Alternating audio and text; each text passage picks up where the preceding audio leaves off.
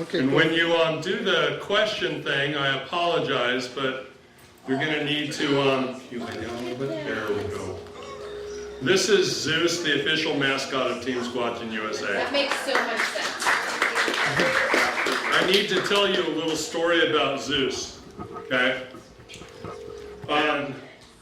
So we're up in Zorth walks into camp while Cynthia's playing her flute. We both see him, just like Micah and I saw him. He's huge, he's 10 feet, he's just humongous. And he's enjoying listening to Cynthia play her flute. I see another cloaked Squatch walk in from the 10 o'clock position on the perimeter. He's not 10 feet tall, that one's about 8 feet tall. I notice over my left shoulder that Zeus is barking and backing up, barking and backing up, barking and backing up, barking and backing up. It's like somebody's coaxing him, like, come here, boy, come here. And he's like, roo, roo, roo, roo, roo, roo, backing up, roo, roo, roo, roo. And all of a sudden he turns around and runs to mommy, because he's a mama's boy, okay? So then I go up a couple weeks after that on a solo. Just me, myself, and I, all three of us. And I'm up there in the dark. It's around 2 or 3 in the morning. All of a sudden my cot starts to shake. And then the next thing I know, the sleeping bag over the top, I'm inside a sleeping bag, but then I have another sleeping bag opened up. And it's like a blanket over the top of my sleeping bag to keep the heat in, right? Extra warmth to keep the heat in, extra layer. So that sleeping bag gets lifted up, right? And all of a sudden, Tuqua, the adolescent male, my guardian, realizes, oh, he's in a sleeping bag under the sleeping bag. So then his hand comes in under that sleeping bag over the top of my arm, okay? So I'm laying here, and I'm feeling this going on. Zeus is inside the sleeping bag down by my feet, sleeping. Within half a second, he's up on my chest, looking this way as the sleeping bag gets lifted up. And all of a sudden, there he is. And then Tuqua, the younger adolescent, because it's kind of like Onks, and then, Seska, Onks, and then Tuqua's the youngest one. So Tuqua is kind of an immature adolescent, but somehow he managed to be my guardian, which is fun. Anyway, so Tuqua takes off. He runs away from the cot. You can hear him run away. And he runs down toward the truck by the logging road, probably about 60 feet, 70 feet away. Zeus jumps off the cot and runs after him, barking. Zeus! Get back here! What are you doing? Zeus! I'm calling him. And it's in the dark, and I'm fumbling for my flashlight. And I turn it on, and Zeus is down by the truck, 60, 70 feet away. He's on his hind legs, and he's leaning on something, and he's playing. And he's doing this for a minute. Well, I can't see anything that he's leaning on, and I can guarantee you he does not stand on his hind legs for a minute. He's leaning on a cloaked Squatch who's playing with him. And I'm like, oh, okay, I see what's going on. They're bonding, right? So I turn my flashlight off, I put it back, I lay back down, and I'm looking up at the stars, and they're playing for about 5 minutes. And then I hear bipedal steps walking back toward my cot, and I look up, and guess what I see? I see a dog floating in the air and gently placed on top of my chest, and his little tail's going a million miles per hour. He's really happy, and he's licking me on the nose. Daddy, Daddy, I had so much fun. He hops back into my sleeping bag between my feet, goes to sleep, and I turn and I look, because I know Tuqua's there, but I can't see him, and I say, thank you, and then he walks away.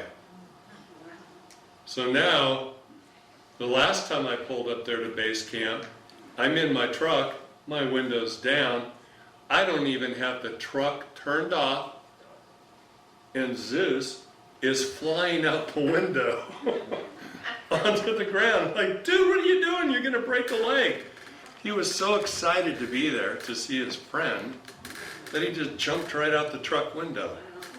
It was amazing. And he was looking all over the place. Where are you? Where are you? It was pretty cool. So anyway, they love happy, friendly dogs. If you have an aggressive dog, don't take an aggressive dog out there with you squatching. But a happy, friendly dog, they love those.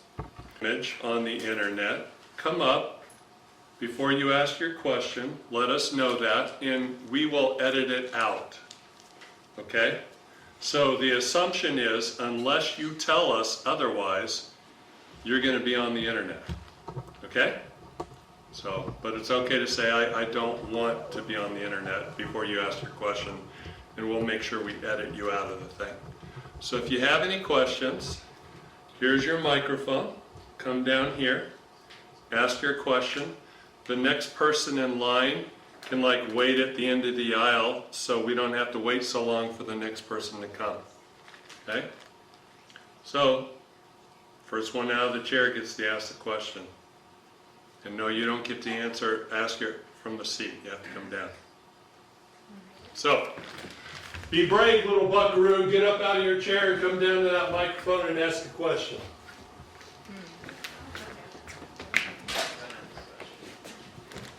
Okay, our first brave soul is coming down. Hello. Hi. Hi. I'm curious about the music. Like, what kinds of music do they like any more than others, and what was your son playing? Okay. If you remember. Okay, don't walk away because you might have a follow-up question. Okay. As far as music, what I've learned over the years is they like mellow, melancholy music.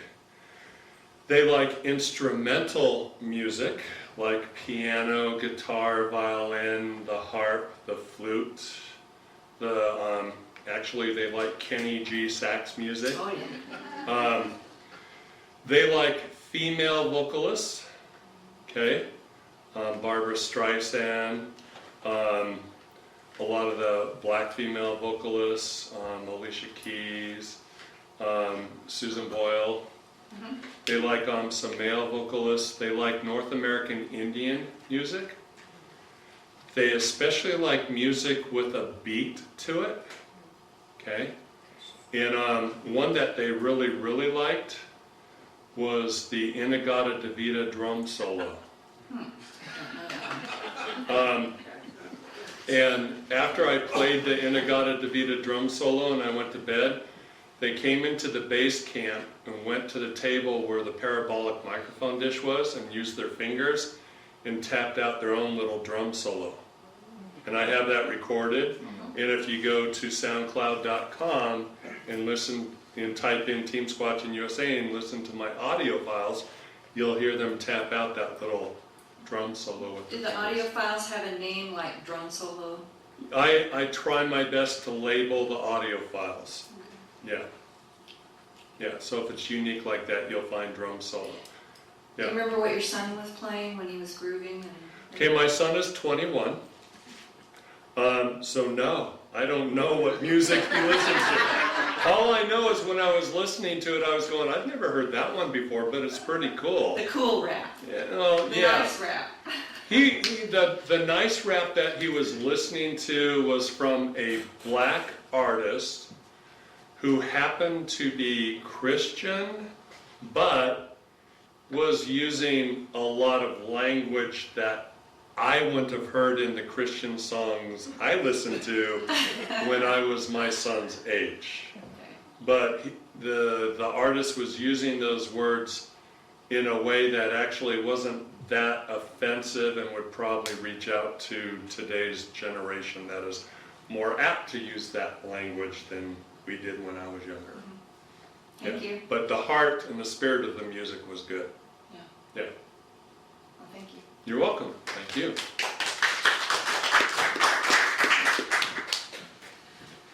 If we would like to bring in the Sasquatch to where we live, what would you suggest we do? Well, something I can share that doesn't have to wait until April of next year Zorth, the clan leader, told me that kind people with good hearts and open minds who reach out to us, we will reach back to them. Okay? So, you start talking with your mind. You start asking, and you can use your mouth as well, but they're able to detect that, and they're not rude. Remember the respect word I talked about earlier. They don't impose themselves on anyone, but if people are curious, if people are interested, if people are kind and respectful, good hearts, open minds, they'll reach back to them. So if I sat and meditated, cleared my mind, and then brought up a vision of Bigfoot, is there any words that I could focus on that you can think of? I don't think there's any magical words you can use other than just express your heart. It's the heart. It's not the words, it's the heart, and just express whatever comes to you. It's kind of like, and I don't want the audience to take this wrong, and especially those out in YouTube land that are watching this video, okay? It's kind of like when you pray to God, okay? You can pray to God with your mouth. You can pray to God in silence in your closet, your prayer closet. But either way, with your mouth or with your mind, God hears you. And I'm not calling the forest people gods, right? They're beings. They're like us. They have souls like us. Matter of fact, they shared with me that we have pretty much the same souls. We just occupy different vessels. Okay, they occupy their vessel, we occupy ours. And they also said we come from the same creator. So they also pray to God with their mouth and with their mind. And so this mind that they have, that we have, that every living thing has, we all have the ability to communicate with each other or God with a universal language. And that's something that stumps everybody. How can you communicate with them if you don't know their spoken language? Well, what people don't get is it's not about the spoken language. The language of the mind is a universal language. We all speak the same language of the mind. It's only when we take what's up here and put it out through our mouths, then it becomes Spanish, English, Japanese, Portuguese, Chinese, Somali, Squatchanese. Then it becomes a language, but up here it's a universal language. So if we telepathically communicate, it's the same language. Now I've heard that the Sasquatch have a purpose of, maybe call it, protecting humans. I was told we are guardians of the forest and we protect all who dwell within. And I'm wondering, do they have an agenda for this time right now? They do. Are you free to talk about that? I am next April. Thank you. Yes, you're welcome. Thank you. For those of you in video land, I'm talking about next April in 2017, just so you know. And this is being recorded like I told you guys, so I'm talking to you and I'm also talking to people out in video land. So April of 2017 at our conference, the TSUSA Bigfoot Interaction Research Conference, held in Bremerton, Washington at the Baymont Inn and Suites. We'll be sharing the great reveal. Myself and Steve Bachman, who you met, and Mike Kincaid, the three of us were involved in a very significant historic event that we will reveal next April. And at that time, you will know who they are, where they came from, why they're here. in April of 2017. Now, if you don't attend the conference, but if you're plugged into the Bigfoot world, Bigfootdom as I call it, you'll hear, because it's going to go viral. So you don't have to go to the conference to find out, as long as you're plugged into Bigfooting. Or if Jane and Robert bring me back next year, you'll find out then too. So. Next question. So, what's your criteria now for who you choose to bring with you, which is obviously less people than you used to, or you said you're more selective now? What was your criteria then at your first camp, and what's your criteria now? How do people, get to go with you to the habitation camp? Okay, my criterion in the, there's actually 3 phases. At first, like 16 years ago, I took on the mentality of come one, come all. I let everybody come. I let kids come, adolescents come, parents come, grandparents come, everybody came.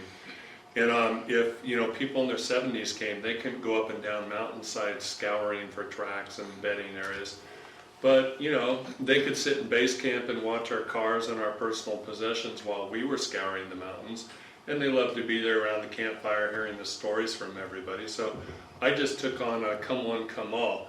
But in doing so, and people giving me their word that they'd never disclose a location, well, we set up video cameras. And the reason why we set them up was hoping that we'd capture the Squatches walking through the base camp after we left, because we didn't know then what we know now. Okay, and we were old school, right? So, but instead of catching Squatches walking through the base camp, what we did catch was people who promised us that they'd never tell anybody were bringing back carloads of people and sharing the location with everybody in the world. So it just got out of control and just killed the research area, okay? So then I amended it to, okay, now I'm only going to be bringing credible, respectful Bigfoot researchers to the area, or people who have other credentials, maybe not as Bigfoot researchers, like Andrea Billups, okay? She's not a Bigfoot researcher. The last time she went camping was as a Girl Scout at age 11, right? So she's a Barbie doll. She's a wonderful woman and a journalist. And so I brought her out because of her professional credentials, right? And so I brought out people with credentials who could experience what I was experiencing, turn around and report it on my YouTube testimonial videos, so people couldn't accuse me of making crap up. Because if I just went out there by myself and said, this is what's going on, and I'm the only one saying it, you're full of crap. You're making this stuff up. But if I have 30 plus people who are coming out and saying, whoa, you can't call all of us liars and hoaxers, especially when it came to the portal with Adam Davies. You're going to call him a liar, him a hoaxer? You can't do that, okay? So that was my criteria at that time. Well, one of those credible people threw me under the bus, okay? So now my criteria is, I got to know you. I don't care what your credentials are.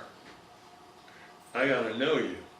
I got to know that you're the salt of the earth type of human being, that you understand the freaking word loyalty, that you understand betrayal and that you don't do that, that you understand the word accountability, integrity, faithfulness, and that you'll fall on your own freaking sword before you ever disclose the location of my research area. So it sounds like you've developed your own instincts for just because you don't know that by asking someone if they're honest and credible. I am a psychologist. I have worked in the field for 34 years. I have worked in the field for 34 years. I've been a psychologist for 21 years. I know people. And I know when somebody's bullshitting me. And I'll take the time to get to know them. And if there's any red flag that's causing my internal, spidey senses to go, no. Then I'm just gonna no. I have this one gentleman across the country who's been begging me for years to take him out, but my spidey senses are saying no. He's a nice guy. I like him. I interact with him, but something about him just keeps telling me no, no, no, no, no. Do you think your interactions with these entities are changing you in that way? That they're obviously intuitives, they're healers, and they communicate with thought. Is that rubbing off on you? I am becoming a better human being as a result of interacting with them. You heard me talk about my upbringing, right? A competitive athlete. Mm-hmm. I was all-state. I was honorable mention All-American. I was one of the top 100 high school players in the country. Okay, I strove and worked my butt off to be the best.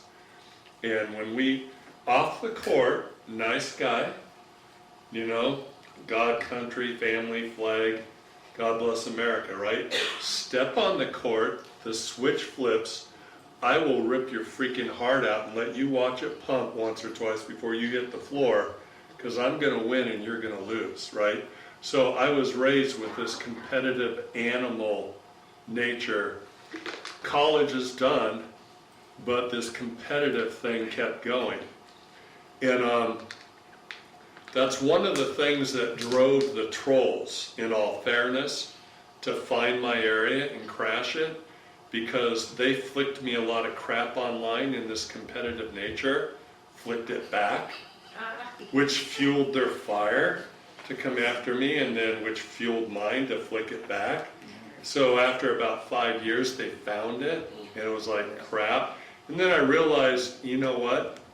I'm just as much to blame as they are for finding it. And then on January 1st of 2016, so just 9.5 months ago, my guardian at the time, Seska, told me to make an apology video on New Year's Day. So I made an apology video to the trolls that crashed my site. And I called the individual who crashed my site. I said, dude, you're an a-hole. You are. What you did was wrong. But I'm twice the a-hole. Because I didn't learn my lesson. Because when I was an old schooler, I went after the woo-woo, and I was mean and I was vicious. And then when I flipped, when Saul became Paul, and now I was the woo-woo guy, and I became outspoken for them, I didn't change my behavior. I started flicking it back to the old schoolers. And so, yeah, I flipped my ideology, I flipped my perspective, but who I was on the inside didn't change. And so I taunted them, and I brought that on myself, and I realized that. And they, the forest people, were bringing that to my attention and said, you need to apologize to them. So I apologized. You are an a-hole, because they were. What they did was wrong. But what I did was twice as wrong, because I knew better and I didn't do anything any different. So I apologized to them. And then that wasn't enough, because when Seska passed me on to Onks, a month later, Onks told me I needed to go down to Willow Creek and buy this guy lunch and apologize to his face.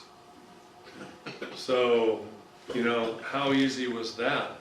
To go apologize to the face of somebody that crashed your site, your years of research and work. Which now, 2020 hindsight, looking back, I'm glad they did, because that moved us on, because we're at a new area where things are just blowing off the charts compared to the area they crashed.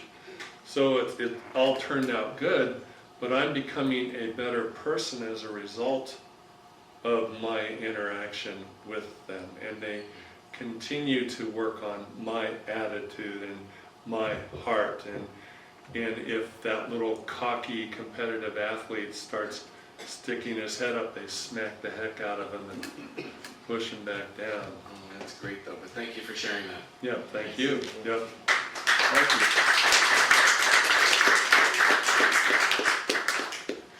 For coming. Mhm. You can put me on YouTube. Okay. It seems like geographically, these creatures are spotted all over the world. There Yes. seems to be like physical differences in certain parts of the world, Right. characteristics. Right. Have they explained any of that to you? Like some of them seem to be a little smaller, some of them seem to be different colors. Right. Are they all from the same type of They are. original source? They are just like we are. And you can look just in this room and see how much we vary. And then you can look at the human population and go around the world and see how much we vary around the planet. So the same is true for them.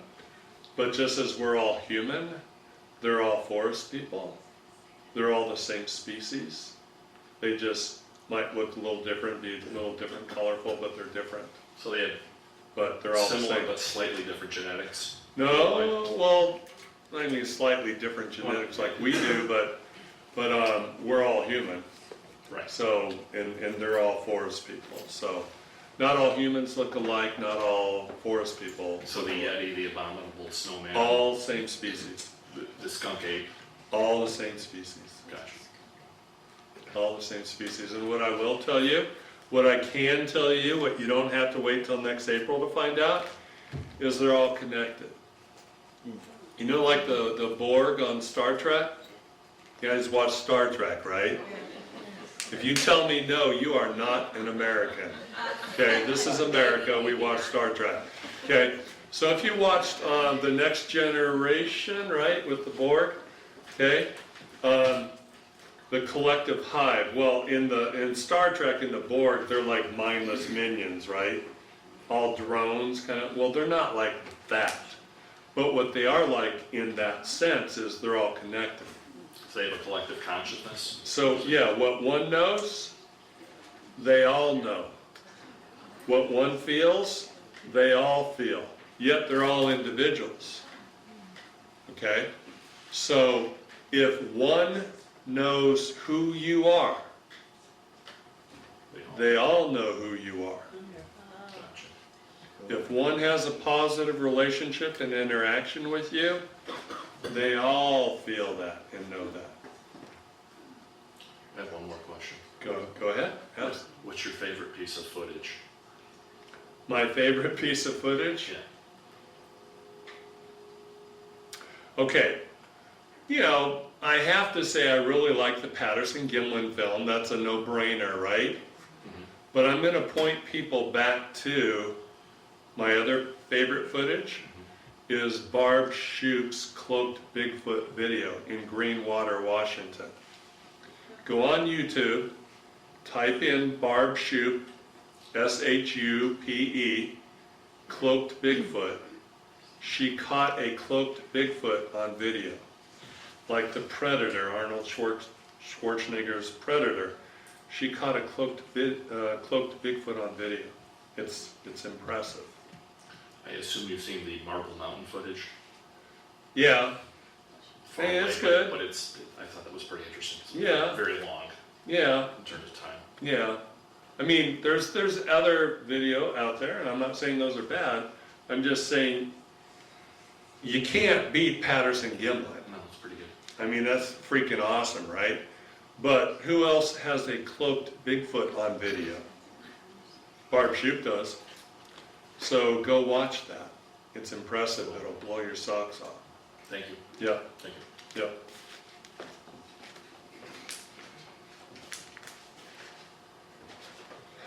Next question.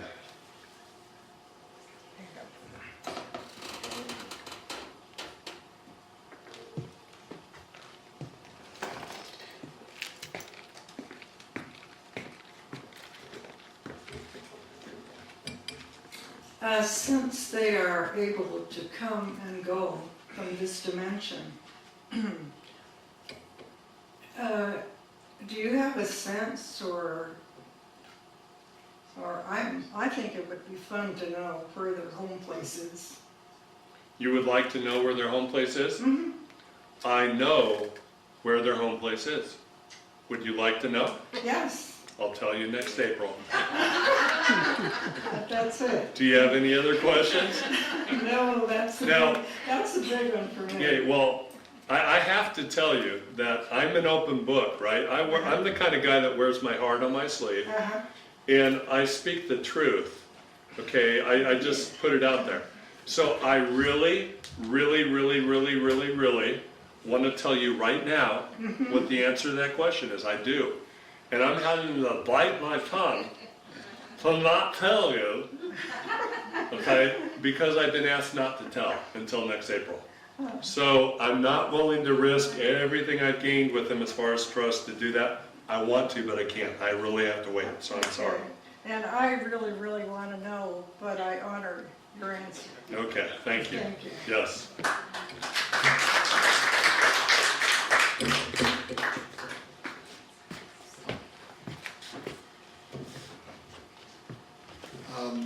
Are they able to fly in UFOs? Are they able to fly in UFOs? Yes. You showed orbs. but- Okay, so here's what I can say about that.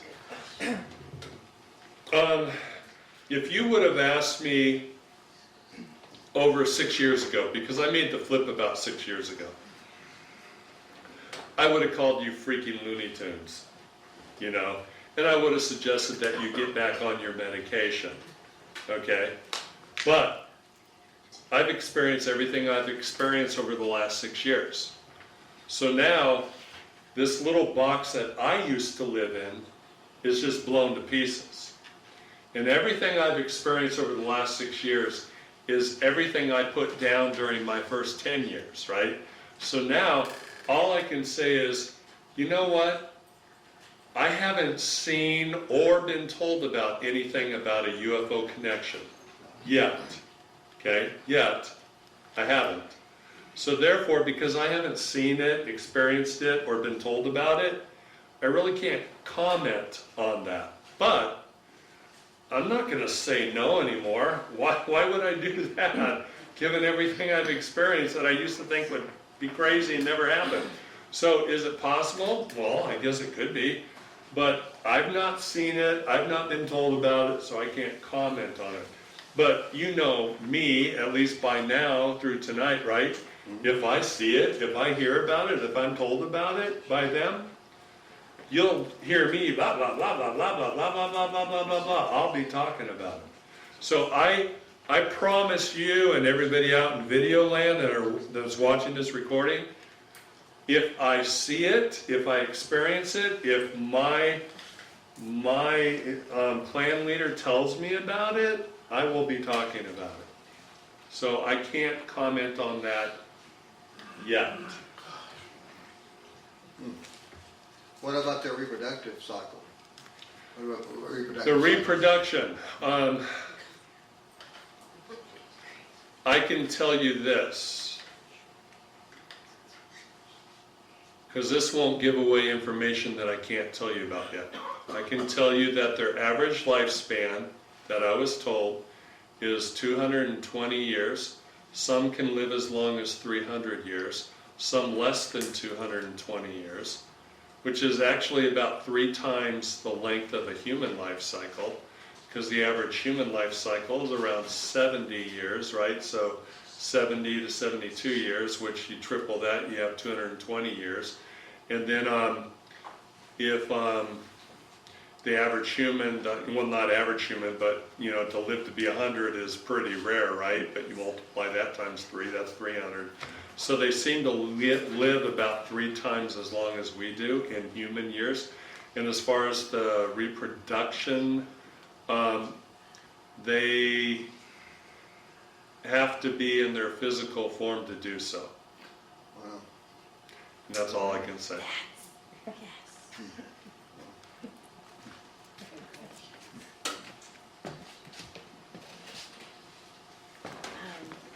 Could you please speak a little more on the portal that you, or maybe not, maybe that's part of all of it, and Go closer to the mic. if you can speak on the portal and it can be broad. The feelings you had while there, were you drawn to it? Did you feel safe?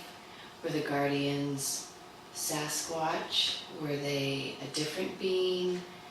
And are you gonna jump in it? Good question. Yeah, you might want to stay there for follow-up. Okay, so, wow, a lot of questions, actually. Would you, Okay. would you repeat the question? Well, okay, repeat the question. It was a lengthy question.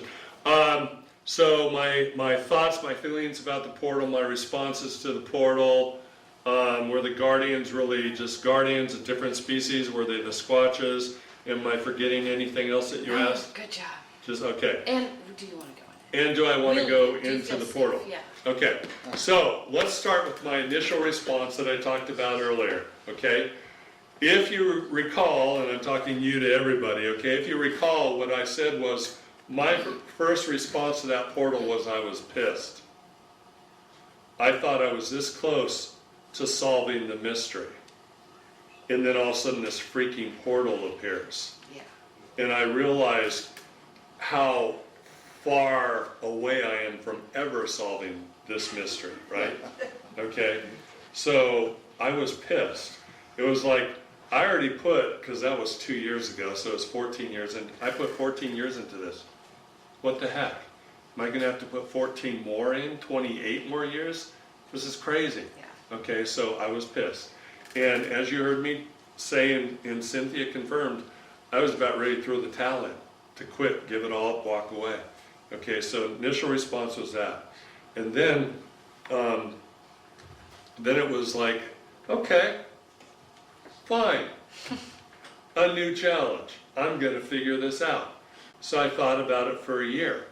Problem solve, problem solve, problem solve, problem solve. How did we open that up? I was there for 8 years and it never opened up. Why then? What happened? So problem solve, problem solve, problem solve, and I finally figured it out that I took those two guys to the Oregon Vortex that day before that night when it opened up. And that Oregon Vortex was a vortex of magnetic energy. And if you go to the Oregon Vortex, or which is in Gold Hill, Oregon, or to the Montana Vortex in Columbia Falls, Montana, which is a stronger vortex. Anyway, we went there, and if you take that tour for an hour and you're in the middle of this magnetic energy swirling around you, and then you go back to the area where the portal is, it acts as a key that unlocks the door. Now, we played around with this, okay? People say there's no science in it. Actually, I took a scientific approach to it, okay? First of all, I problem solved what opened it up, and I figured it out. Then we went back. 3 of us went to the vortex on one occasion, and 1 person did not, okay? So we went there, we were at the base camp, and we sent the gal who did not go to the vortex down to the portal area by herself, okay, in the pitch dark at night. So those 3 guys are in base camp, she's down there 100 yards away, right, hanging out, all by herself for a half hour. Well, she's a rancher girl, she's tough, right? So she comes back, nothing happened. So then we had her wait in camp while the 3 of us went down, okay? So she's got all this Squatch activity going on around her in camp while we're down there. And we open up the portal. Again, because we had been to the Oregon Vortex, right?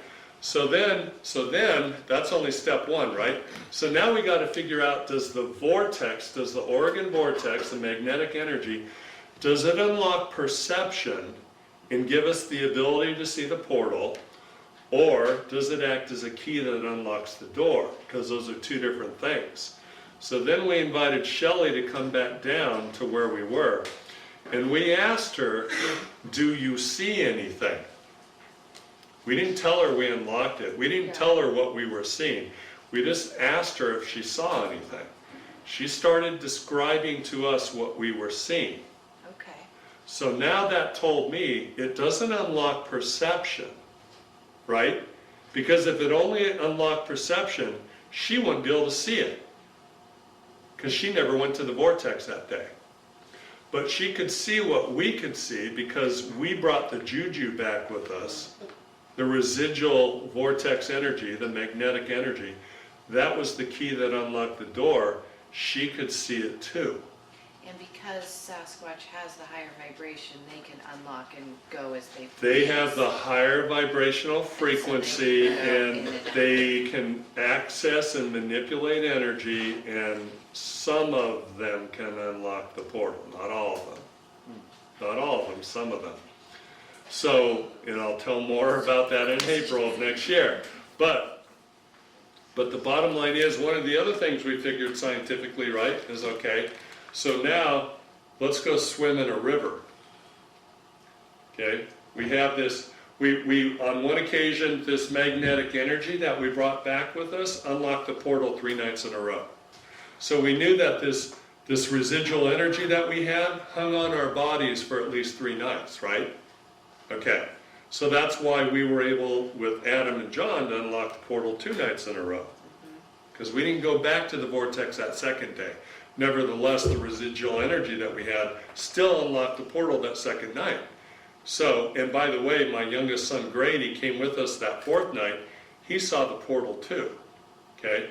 And he didn't go to the Oregon vortex. So he also saw the portal, and he saw the 2 little guardians, okay? So we know it unlocks the door. It's not a perceptual thing, it's a key thing, okay? But then to do an experiment, let's go swimming in the Illinois River. It's a hot day, let's go off the mountain, let's go swimming, let's come back. So we came back, okay, on our second night, on another trip. First night we unlocked the portal, second night, and we know for a fact that it hangs with us for 3 nights, right? Yeah. We've proven that fact. So the second night after we went swimming, we went back, and we couldn't unlock the portal. So swimming in the river kind of washed off the juju, got rid of that residual energy. So we couldn't unlock the door to the portal until we went back to the vortex the next day, came back and unlocked it again. So I have handled this from a scientific perspective, Yeah. of testing this theory and that theory and what works and what doesn't work. Except the haters, the trolls, the naysayers, well, you're just making this crap up, you're not doing science. Well, actually, yeah, I am doing science. You just don't want to listen and learn. So, and then the last question you had were the guardians. What were they? I'll tell you next April. My last question Yes. is actually, Yes. will you go into the vortex? Will I go into the vortex? Cynthia and I have talked about this. And I have promised Cynthia that I would never go into the vortex without her. There you go. So if that time comes, we'll be going through it together. And Invite thing? I'm waiting to see. As I've shared earlier, it keeps getting better and better, and I continue to learn and things keep happening. So I haven't hit a wall. Things aren't like, getting worse or just stalemating. It just keeps getting better and better. So as far as learning and growing and more things being revealed, it just continues to go up. And so there doesn't seem to be any end to this yet. So maybe I'll have an answer to this portal thing in 1, 2, 3, 4, 5 years. I don't know, but right now I don't have it. But I wouldn't do it without being with her, and I wouldn't do it without an invite. I would never ever force the issue, because I don't want another flat tire or any other thing. That flat tire cost me $500. I'm never gonna do anything else against their wishes. So if I'm invited and she says yes, I would go through the portal. Yeah. Any other questions? A little closer to the mic. Thanks for sharing this tonight. Yep. Back to the portal thing. Yes. A You little closer. you showed up a calendar, a lunar calendar when you showed the portal. And Yeah. you mentioned that those nights were near a new moon. They were the darkest nights. Right. Yes. Yeah. So have you noticed a pattern like that in, you know, the many trips that you've been going, have you noticed that maybe there's been more activity around a new moon? No, the portal does its thing year-round, regardless of the moon. The only reason why I showed the cycle of the moon and the light was that some of the skeptics, the naysayers, the trolls, were trying to somehow argue that the moonlight was creating some kind of effect. So I wanted to show that the calendar of the moon was like, it was just a sliver of a fingernail, and that there really wasn't any light playing a role. And I took these pictures with my cell phone camera, about 60 of them in the pitch dark. Nevertheless, in spite of the lack of moonlight, we caught an orb, a streaking orb, and then that leg and that foot in the middle of red light, in the middle of all these dark pictures. So the moonlight, my point in showing that lunar cycle is that the moonlight had nothing to do with what I got out of these pictures. Sure. Well, yeah, my thought was that it has nothing to do with the light or reflectivity or anything like Right, that, but it right. could be that, you know, just that giant Yeah. body being around this earth Yeah. is having some sort of physical effect that we don't understand. Right, and all I know is that pretty much regardless of what time of the year that I had been up there, and I'd been up there for years and years and years, every time I was up there, sitting in my chair in base camp looking at the 12 o'clock position, so my peripheral vision could catch 9 to 12 and 3 to 12, right? This 180 degree part of the perimeter, okay, because this is where the activity was going on, that regardless of what time of the year, that white light was flashing off of the top of the trees. And that could also Didn't be a matter what function the of lunar cycle was. you're looking in the other direction and they're doing it behind you because you're not looking. Yeah. Exactly, I mean, yeah, more it was likely going than off not. behind us because we weren't paying Well, attention. it took Yeah. other observers that were looking where you weren't to Yeah. finally observe it. Exactly. And it took them being afraid of being up in this area where the Squatch activity Yeah, was, exactly. to go back there, but not just be back there. They had the juju on them. Right. And it was the residual energy from the Oregon vortex, and them being afraid to be up here and getting back farther away from up here, that brought them closer to here. Then all of a sudden they triggered this Yeah. behind them. Yeah. And they're like, Matt, what's that? I don't know. I don't know what that is. I've never seen that before. That's exciting. Yeah, One other question. sure. Because old approach, new approach, all that. Old approach, you've got lots of cameras up, lots of other Yeah. observational stuff going on. Right. Did you notice a difference in animal behavior, other animal behavior? Because before old school, you know, you're getting lots of nighttime pictures of nothing and raccoons and, you know. Bear and cougar. And, Sure, and yeah. then afterwards you're not. Right. But before, okay, you've got the photographic experience that this animal activity is going on, but you don't necessarily have the visceral experience because you're sleeping and whatnot. But after, you don't have the trail cameras. Do you notice any animal behavior or activity? Is it different? Is it the same? Is it, or you can't really tell because, you know what I mean? Okay, here's what I can tell you. Number one is that trail cams, okay, are Squatch repellent. I believe it. They're DEET. Yeah. Okay, It's intention. they push them away. The forest people know what they are and avoid them. When I was an old schooler and we put the trail cams up and put the bait pile, because we're baiting dumb giant mountain apes, put the bait pile on the ground with the video camera on it with infrared, right? Infrared light. I would see the next morning, and others would as well, the Squatch tracks walking toward the bait pile. Then all of a sudden you can tell that they see the trail cams there. Then all of a sudden the tracks deviate and go around the trail cam and they avoid the bait pile. As soon as we either take this down or turn it off, so it's not rolling, there's no infrared light on, then they would hit the bait pile. Right. Okay. We caught other animals when it was on. We caught a cougar, we caught a deer, we caught a black bear that came to the pile, then came over and actually licked the camera and got a shot down its throat. Okay, as it licked the camera. So which tells us that the black bear can see the infrared light. But it's also our belief that the Squatches could see the infrared light. Okay, so once I changed my ways and took all that down and stopped using it, and changed my attitude toward respect, that they're a people, and you know, with that whole analogy of banging their door and putting cameras inside their house and checking their bed for hair samples versus here's a plate of cookies and a bottle of wine, you know, one of socializing respect versus being rude and disrespectful.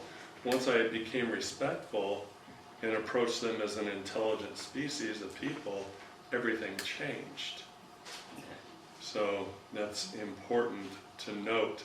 The unique thing about SOA was I brought a lot of avid hunters up there, and they scoured the area, and there were no animal tracks up there. It was void of animals. Yeah, I wonder why.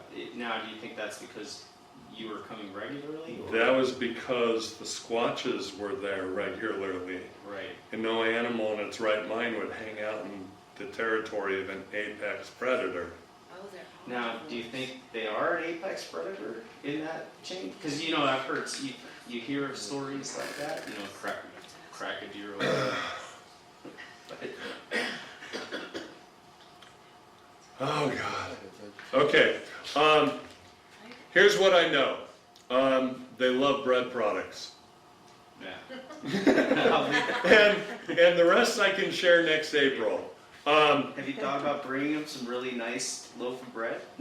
like exquisite They bread? love peanut butter and jelly sandwiches. I brought them all kinds of different types of bread. Bagels, cinnamon rolls, donuts, cheese on breadsticks, pizza, They don't care cookies. about gluten-free stuff? Or... They like the carbs. Yeah. They like the carbs. And they don't take usually the vegetables and the fruits and the meats because they can get that already. They can get the fruit, they can get the vegetables, they can get the meat, they can get that anytime they want. Okay? Just not the bakery. The bread they can't, so they want the bread. So they kind of shaped our behaviors over time about what to bring them. Oh, thanks. You're welcome.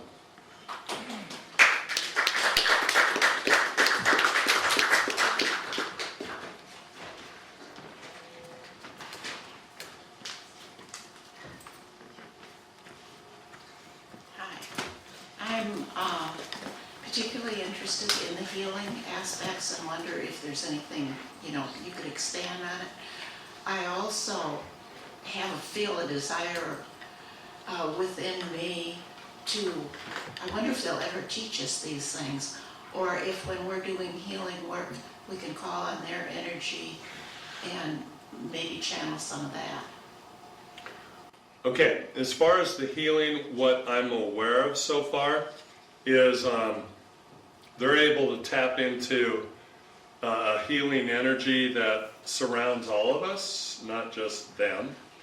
And for example, Christ healed a lot of people, okay, during his 3-year ministry on the planet. He healed a lot of people. He performed a lot of miracles, including raising the dead, okay? So, and Christ told us 2,000 years ago, what I do, if you had the faith the size of a mustard seed, which is the smallest seed on the planet, if you had the faith of a mustard seed, you could do what I do and more. You could do what I do and more, okay? So the forest people, who I said earlier, did not tell God to fuck off, and have not fallen as a species like we have, okay? They are a people of faith. They are tapped into God. They believe in God, okay? And they are able to access this source of healing and use it. Jesus said we could too. And there are humans that have a healing ministry. There are humans that go about healing and performing those kind of healing events. So I think if we're gifted, if we're called, and we have the faith, so to speak, tapped into the healing energy, I think we could do that. We were told we could do that. They believe and they do that. I'm alive because they do that. Okay? And I have brought other people with me who have been healed. Some people contact me and ask if they can go with me because they want to be healed, because they have ailments going on that they'd like to be healed. And they still have to pass the litmus test of, are you trustworthy to bring, first of all, because if I bring you and you throw me under the bus, you know, what? How's that going to help? Okay, so they have to pass the vetting test, and number two, they have to understand, because I have people from across the country who contact me, and you know, if you pass the vetting and you want to come here, okay, but I can't guarantee you or promise you what they're going to choose to do, because I don't tell them what to do. But even my own son, my 21-year-old son, he's a basketball player, and he's been working out really hard, and his body was really, really sore. He had some major aches and pains from his neck down to his lower back. And he said, Dad, can you ask them to heal me? And so that night, before we went to bed, I explained what my son was going through. I asked them, would you be willing to heal him? He's got problems from his neck down to his lower back. The next morning, he said, Dad, while you were sleeping, they were working on me for about 3 hours. And Dad, that pain I've had, it's not there anymore. So I'm willing to bring people with me if they pass the vetting, and as long as they can understand that there's no promise that the forest people will choose to do it. And I think some of us can tap into that and do it, because even Christ himself said we could if we had the faith. So I think it's possible. And I think it's really important for people to understand, you know, those people that want to, you know, there is no God, there's no creator, we die, we're going to be worm food, it was just a cosmic bang, you know, we came out of some cesspool of chemicals coming together. No, we have a creator, ladies and gentlemen. Whether you accept that or not, we have a creator. And that creator of life is the creator of all life across the heavens, across the universe. He's the God of all living beings from every planet, every dimension. And the forest people know that. They know that. And that's what makes them very unique. And that's why they're freaking awesome, because they believe in that creator, and they've never fallen out of touch with that creator like we have. And we need to reconnect with our creator like they are. And then we can heal. You're welcome.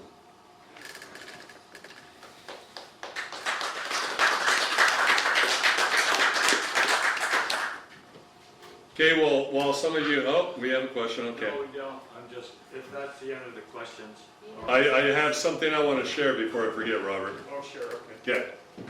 So, I have a question. Okay, go ahead and ask. Okay, well, I will then. Thanks for letting me ask you this last question. Okay, so here's my question. Why are you sleeping out in the open on cots? I mean, that takes balls of steel to sleep out in the open on cots. Why aren't you in a tent? Why aren't you in a camper? Okay, well, allow me to enlighten you.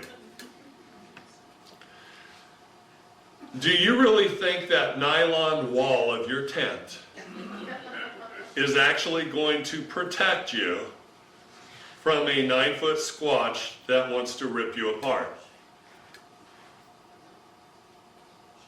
No. Thank you. No. Well, here's the good news. They don't want to rip you apart. Okay. But it's not going to protect you from a cougar or a black bear either, if they want to come after you. So that nylon wall is equivalent to the blanket we all used to have when we were like 3 years old, that we would put over our heads in our bedrooms, saying if we can't see the boogeyman, then the boogeyman can't see us and we're safe. It's crazy. Okay, so it took me 13 years to overcome my fear to go up and do a solo trip. I always had to have somebody with me because I was too scared to go up there by myself. So I went up, I'm in my tent, I have my little dog with me. This little dog is Atlas, before we had Zeus. Atlas is sleeping on top of the sleeping bag down by my feet. I'm almost 7 feet tall. My head is hitting the back of the tent, my feet are hitting the front of the tent. 25 feet away, I hear the camp stove on the table by the Suburban go up and down on the table. I had the garbage bag anchored with the camp stove on the table. Then I heard the garbage bag being dragged across the ground from the table 25 feet away toward the tent.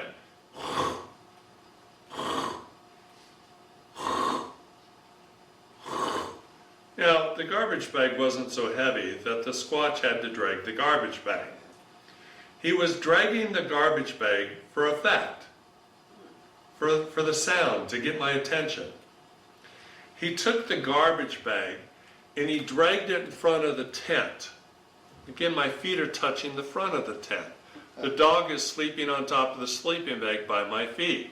I feel the bag go across. The dog jumps up, runs up to my neck, dives into the sleeping bag. The garbage bag is picked up and it's dragged in front of my tent a second time. Then it's picked up and dragged in front of my tent a third time. And then I hear it dragged across the dead-end cul-de-sac to the other side. And then I hear him walk away. The next morning, you know, the sun comes up, there's daylight, and I come out of my tent, and I walk to the other side of the cul-de-sac, and that garbage bag had been tied to a tree. I figured that my interpretation of that event was he wanted me to come out of my tent. So I did. I came out of my tent and started sleeping in the back of my Suburban because that freaked me out. So no more sleeping in the tent. I am sleeping in the back of that Suburban. Now let me ask you another question.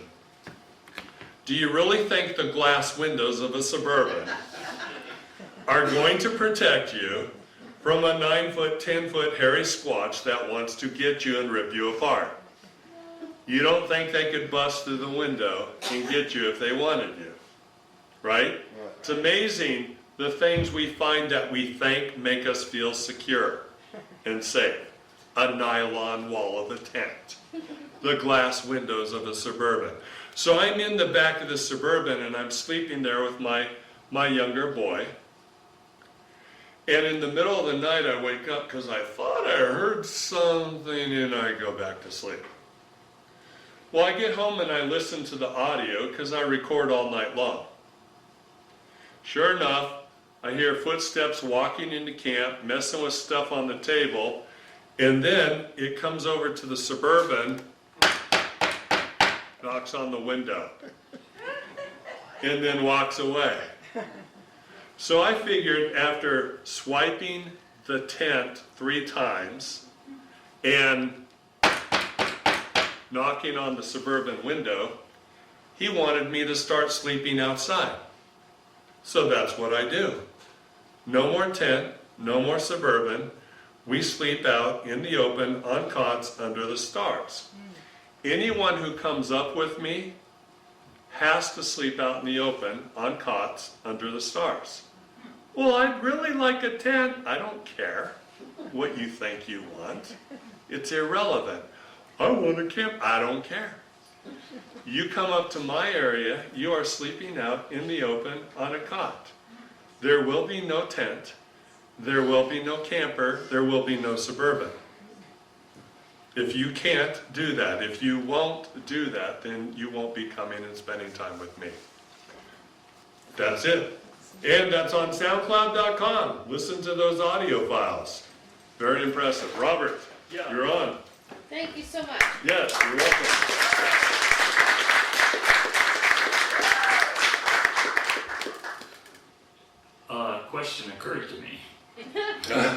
This might be the last question. I have not heard, but I know Jane has heard, and my neighbor has heard, and in the Bigfoot dome there are stories of Sasquatch howling, vocalizing like that. What's that about? They will vocalize in loud sounds for a multitude of reasons. They will communicate with they can communicate telepathically, but they'll also communicate very long distance that way so they can be heard. It can also be a territorial thing for animals or humans. So it could also be used to move things around in the forest through intimidation. So, including humans. Oh, Driving herds, pushing herds, okay. pushing humans out of the forest. If you go into the forest and you are a kind-hearted person, you know, a kind person with a good heart and open mind, they love to have you in the forest. If you go into the forest and you're an a-hole, you're Mr. Negativity, Mrs. Negativity, just a totally jerk type of person, they will run your butt out of the woods any way they can. Intimidation, pushing trees over, yelling, screaming, throwing rocks in your direction without hitting you. And people will take that as, oh, they're dangerous and they almost killed me and blah, blah, blah, they chased me. And it's like, wait a sec, time out. Okay, you think Bigfoot chased you. They didn't chase you, because what you're implying is you outran Bigfoot, and you can't outrun Bigfoot. So the bottom line is, they herded you out of the woods. They didn't chase you, they moved you out. They didn't throw rocks at you, because if they did, they would have hit you. They threw rocks near you because they were trying to scare you to get you out. They pushed a tree over, they never hit you, they intimidated you. Okay, so all these stories that we can hear about how Bigfoot is mean and menacing and intimidating and chased me, tried to kill me, blah, blah, blah. No, it's just you're in their home and you happen to be an a-hole and they don't like you. They don't like the vibes you're bringing into their home. So they're going to do anything they can to get you out of their home. They don't kill you to do it. They just scare the heck out of you to do it. But, kind people with good hearts and open minds that go into the woods, they love them. They love them. They love having those people visit their homes. But they still could let their sounds be heard to those people as well, right? You might be there and hear them, but that doesn't mean they're doing it so you hear them. They might do it so they get your attention to bring you back out into the woods to look for them, to seek them. But there's a lot of other reasons why they do the loud sounds as well. So You mean the whooping? all kinds of loud sounds, from screaming, you know, it sounds like a woman who's being murdered. Never. You know, we have some really unique loud sounds coming from the greenbelt behind Cynthia's house in Puyallup in South Hill, okay, and suburbia, including talking and language. And it's really, really loud, and my goodness, it's coming in the middle of this suburban area right on the edge. But most people are sleeping with their windows closed at 2 or 3 in the morning, so they never hear that. But we happen to have the parabolic microphone dish in the 2nd story window recording all night long while we're sleeping, and that happens to record what we didn't hear either when we were sleeping. So there's a lot of reasons why they make those sounds. Yeah. So, yeah. Any follow-up questions, Robert? No. Is the class dismissed? Well, is this it for now? Until Would you like? Dr. J comes back? Would you like to have me back next April, next May? I would love to come back and be able to tell you everything I want to tell you now, but I can't tell you till then, so I would love to come back.